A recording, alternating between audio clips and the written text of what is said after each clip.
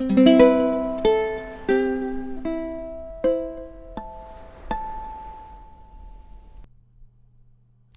folks, and welcome to Small World Layouts.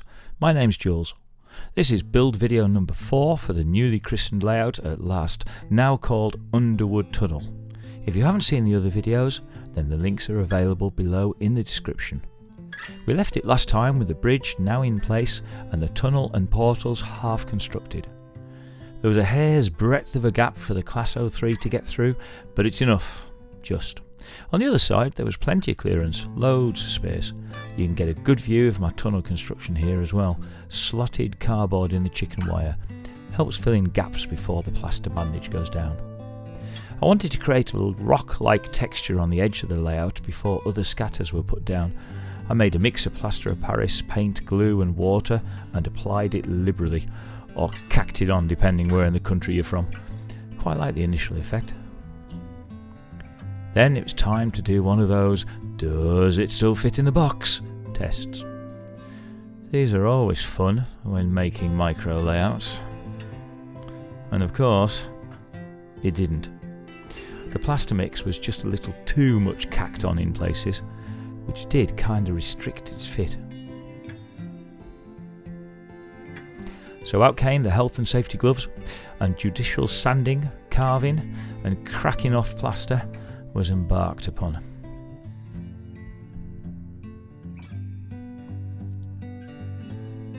Eventually, it did fit in the box, and it even came back out.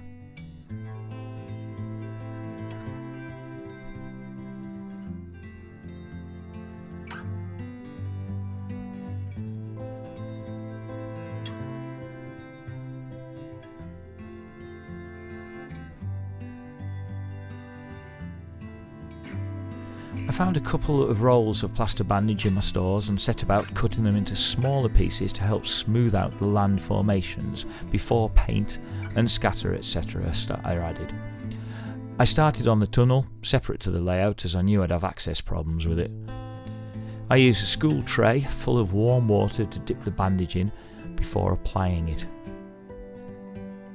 Try and get it as smooth as I can at this stage, to hide wire and cardboard shapes coming through later on. Usually your finger and water does the trick. However, this bandage was not so good and I had difficulty smoothing it over. It was quite thick. Later on I swapped over to my usual cheap eBay supplier, link in the description, and it worked a lot better.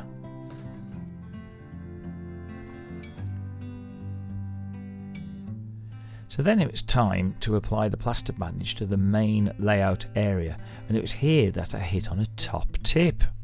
Brace yourselves. Use an old art brush. Really helps get the bandage into difficult areas like the tunnels, and also to smooth it down between crevices of the land formation. More about this later on.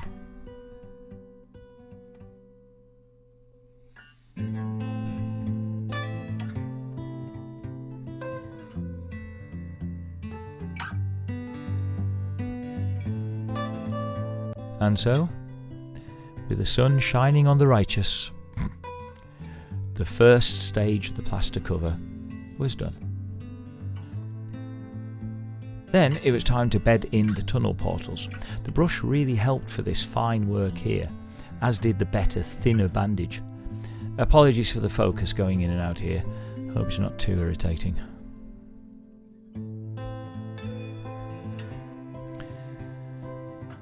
However, all this fine work on the tunnel sides was for naught.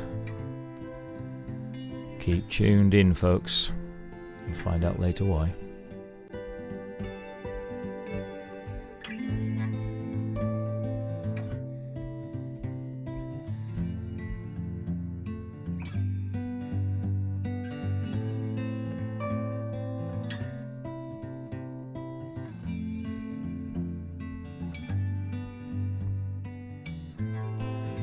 I needed to blend in the join seam here for the tunnel, so more brush action going on.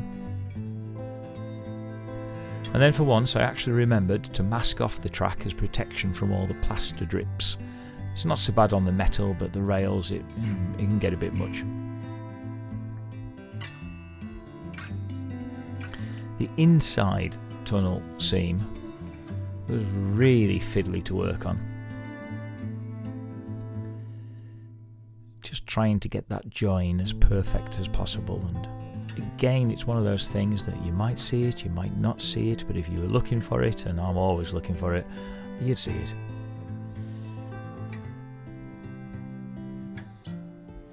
So the tunnel area was complete for the moment. Watch this space.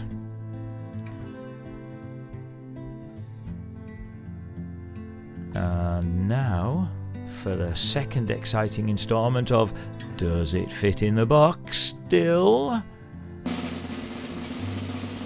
Fingers crossed. And of course it didn't. The wire of the tunnel sides was protruding too much over the base, so it was fouling on the top of the box.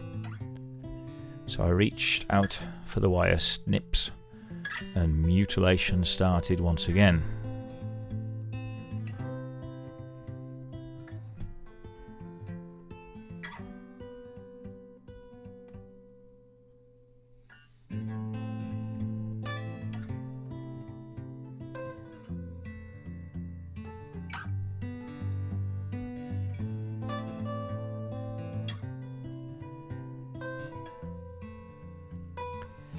I ended up cutting away all of the tunnel side in the end.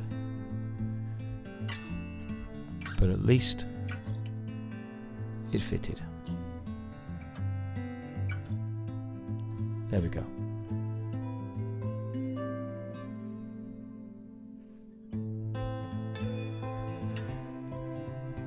So the plastering was dry and done.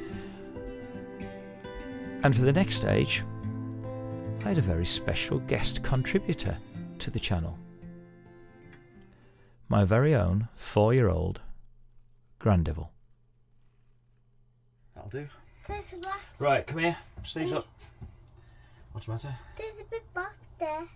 Get inside. No, outside. Okay. It's going to come in. No, it won't. Don't worry. If it does, I'll chase it out. Okay, you ready? Oi, are you watching Wasp Tree? Cut paint doing thing. Right, go. On there. Okay. So after Waspgate was put to bed, he got on with the painting. Very ably too, I reckon, for a 4-year-old. Good pincer grip on the old brush too. He was even quite quick.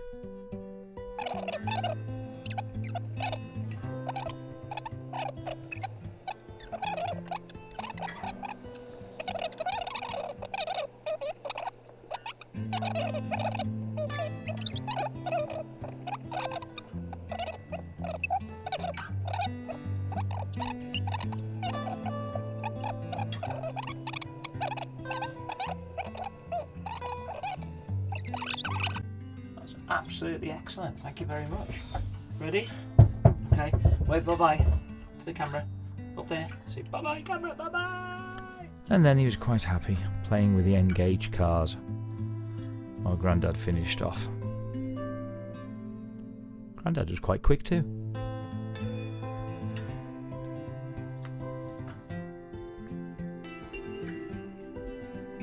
Thomas the Tank Engine is quite big in our house. And I love the idea that he's developing a liking for trains, creativity and art. Don't get me wrong, there's still plenty of screens on in our house, but everything with a balance. Here we go. Ready? Can you paint this corner for me, finish it off?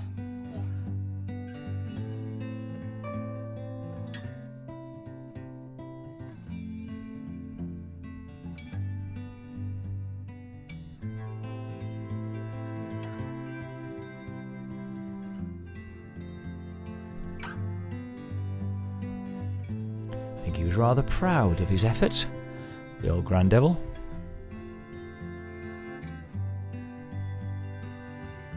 So with the Grandevil's Picasso phase over, it was left to Grandad to complete the painting.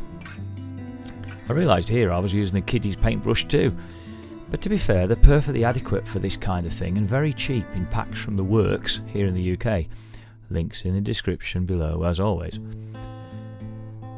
Henry Road, get a move on, Grandad. I had to switch over to the more professional looking artist brush, simply as I couldn't reach into the depths of the tunnel, but it was soon back to the children's brushes for the next part. Even a change of brush here.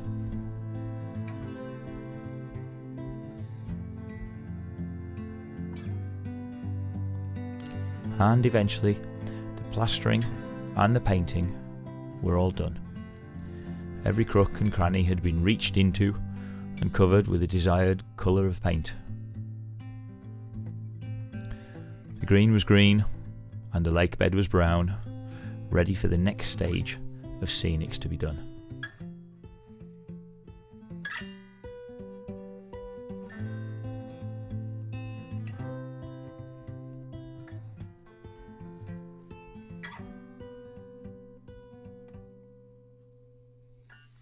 So with the plastering and the painting finished, join me in the next video where I start adding paths, scatter and all sorts of scenic goings on. Do please subscribe to the channel to keep up to date with the progress of Underwood Tunnel and all things train and modelling. You can find Small World layouts across all social media channels, Facebook, TikTok, Instagram, and if you haven't already found us, I urge you to seek us out. Thanks for watching.